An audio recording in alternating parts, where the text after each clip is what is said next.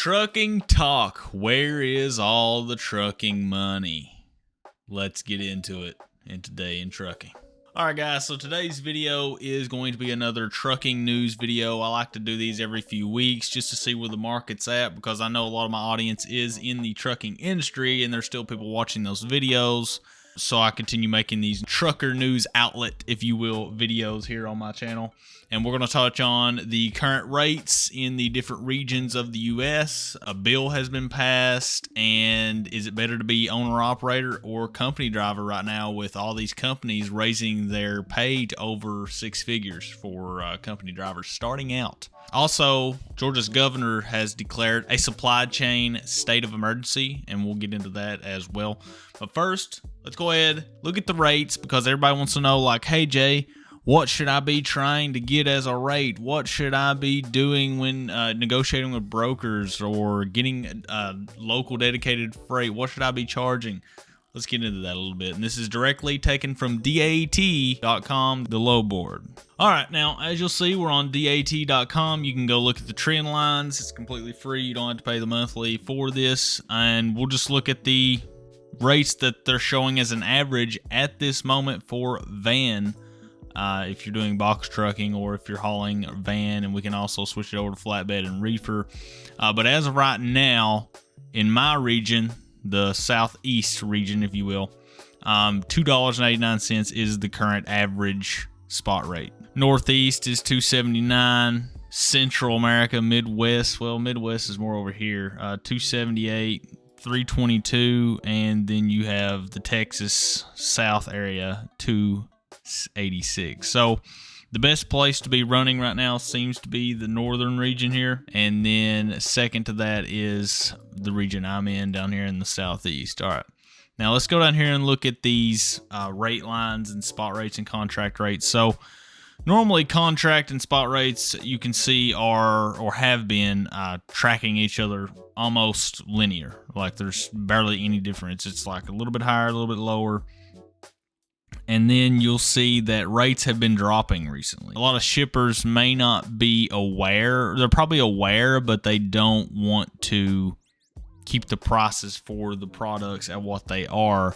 And in my opinion, they're probably price gouging, and then that causes other shippers to keep the rates the same or even lower to pay a broker, who then is not going to budge on his rates, which is why you're seeing them take a downturn. All right, guys, we've switched over to the load to truck ratio, and this is a good map to determine if you're looking to get into the trucking business of where the majority of the loads compared to the trucks posted are at. And you'll see here, Maine, Virginia, South Carolina, Alabama, Mississippi, Arkansas, Louisiana, Texas, New Mexico, South Dakota, and Montana are very hot for van freight. We're on the van category here, not flatbed or reefer. And you'll notice that the very light orange areas are probably, pretty much very, very dead, right? As compared to loads to trucks. So Nevada, Utah, and Illinois. Now your average places, Florida, Georgia, Tennessee, North Carolina, basically the rest of the states besides those three and these very hot states. Just good information to know.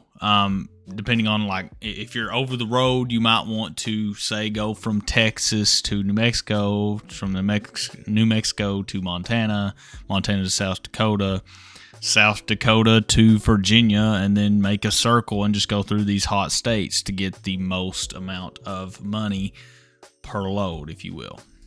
And I want to come down here to the load to truck ratio, and this is kind of alarming. This little number 9.34 is there was 9 loads for every one truck. Now you'll notice, and if you look here, the yellow line's 2022, 2021 is the light blue, 2020 is the light purple. Now you'll notice 2022 is just falling. So when people come to me and ask, is the market saturated? We're seeing it develop before our very eyes with stats that you cannot deny. This is the national average, loads to truck. Right now, as of March, they're going to wait till the end of April. It's at 4.57 loads per one truck. Now, if you go up here just the month before that, it was 7.33 loads per one truck. So it's went down 3 loads per one truck. And if the trend continues, guys, I mean, we'll go back to 2020, right after the pandemic started around February, March, April, it was like maybe 1 load per one truck, and then it finally started taking off once restrictions and stuff let go. But, I mean, man, it's not looking good. It's not looking good at this moment in time. I'm just going off stats, not saying the market's saturated, but to me, looking at the charts, I mean, you can kind of look at where we're headed. And I want to go down to the national average rates just again. January, it was over $3, $3.10. Went down a cent in February. Went down to $3.02 in March. And now in April, the rate has dropped significantly. Okay, it's almost, what is that? Almost like 15 cents or more. Something like that. $2.87. Huge drop in rate. The fuel price is at $5. The national average fuel price is over $5.07 a gallon. It's went down 1.4%, which is, nothing pretty much. So that's it for our news on the rates and where the loads are at currently. And that leads me into the next topic of, is it worth continuing to look into becoming an owner-operator, or should you drive for one of these companies such as Walmart or Roll Transport and take things into consideration? Companies, Walmart was the first to take the step. Walmart is now paying new, right out of the box drivers, putting them in their truck for $110,000 a year, okay, annually. And that's like the lowest they'll make, okay? That's 6 figures. You're instantly making 6 figures like that, and you've got benefits. I'm not sure if Walmart has a pension, but you've got all this stuff. Like, yeah, you can't like decide if you want to not run Wednesday and then start back up Thursday. But you're going to have, all these benefits with Walmart, making 6 figures a year, hopping in one of their trucks, and they take the full hit with insurance and supplying you with the truck and the fuel, all that good stuff. And also, another thing to take into consideration is a new bill is being sent through the government right now to allow truck drivers to collect overtime pay, and that'll be even more money in the pocket of the company driver.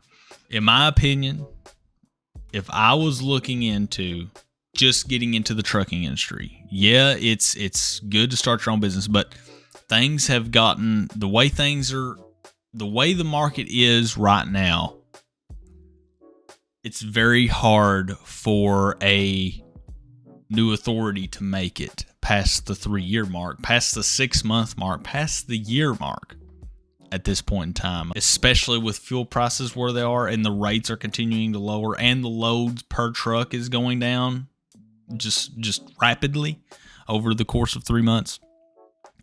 Really take into consideration, should you just go out and start a non-CDL trucking business with a box truck as per my audience, or non-CDL hotshot and different categories like that? In my opinion, no. In my opinion, a lot of these trucking companies will actually pay for your CDL school. Schneider is one of them. That's who was going to pay for mine if I went company. I'm not sure if Walmart does, but Walmart may reimburse you. So it's something to consider. Why would you not want to get a free CDL, drive for over 6 figures a year as a company driver, and not only that, but you'll be able to know if you want to be in the business or not. You can take that 6 figures that you made from Walmart or Roll or whoever you're signing on with that are going to be raising their pay. Take that experience, then start your owner-op business. Then grow your DOT because you've been in the business. You know how it works. You could even get out of the truck, or you could even keep driving for the company, start your own DOT, and hire dispatchers and a driver for that, and keep driving the Walmart truck or whatever company and have your DOT gaining that time that it needs that most brokers, won't work with because you're not a year old and all that stuff. Even if you don't drive, just have it active for that amount of time and make six figures being a company driver during that time. It's something that I would take into consideration if I was looking to just now get into the business. Next topic we want to talk about is Georgia governor declares supply chain state of emergency. Okay. Now, this runs for 30 days starting Saturday. This was published Friday the 15th. It is already into effect as of this weekend. What does this mean? What does this do for you? This will go until May 16th, 2022.